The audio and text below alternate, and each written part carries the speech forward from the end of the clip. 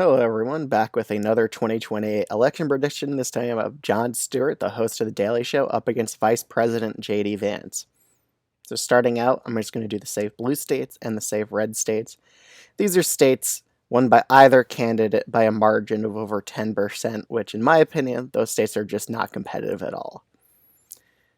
So let me just finish setting them up.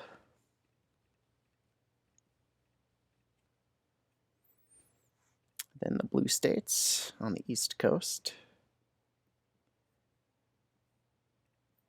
All right, I think we're ready to go into it. Starting off, Texas.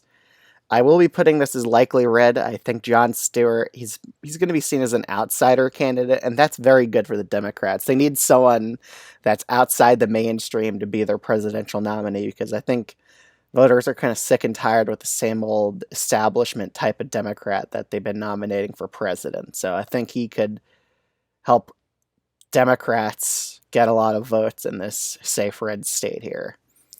Iowa and Ohio, I think Stewart could also make these likely red states. New Jersey will remain likely blue, same with Virginia.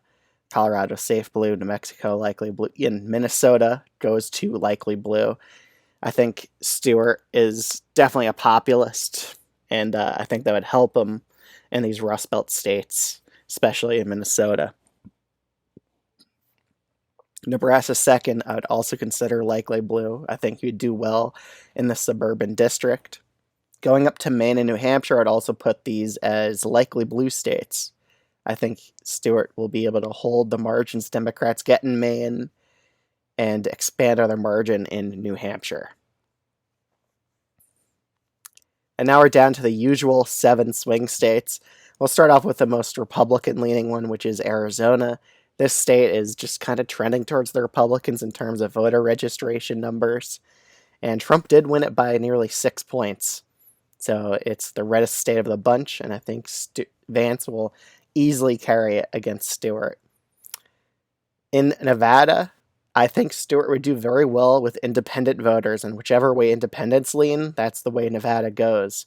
So I will be giving this as a tilt blue state. I think that Stewart would be able to carry it. Going over to North Carolina and Georgia. Again, North Carolina, it's always so close for the Democrats in winning it, but I still think Vance would carry the state against Jon Stewart. In the Rust Belt states of Wisconsin, Michigan, and Pennsylvania, I usually think they go pretty much all in unison, but I think we're going to probably see it in 2028. I think we could see a state out of this trio go the other way. That's very possible. But in this prediction, I think they're all going to lean a certain way, and I think they're going to lean towards Jon Stewart because he's going to be seen as more of a populist candidate than J.D. Vance is.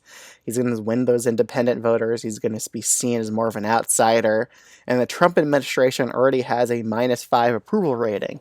So Stewart has that going towards him. So I'm going to be putting Michigan as lean blue, Wisconsin as lean blue, and Pennsylvania. Even though Republicans are doing well with voter registration data in this state, I actually think that Stewart being an outsider candidate for the Democrats would help them in this state. So I think he would win Pennsylvania against Vance. And then down in Georgia, I think Stewart would also win this state. He'd be able to win over moderates in this state, rebuild some of that Biden coalition here. So I think he'd be able to carry the state of Georgia narrowly as well. So Stewart has a pretty comfortable path, assuming they don't change the lines in Nebraska. He just needs to win Wisconsin, Michigan, and Pennsylvania, and he's got the win. So that's currently how I see things going between Stewart and Vance. I think Stewart wins a popular vote by about 2.5% against him.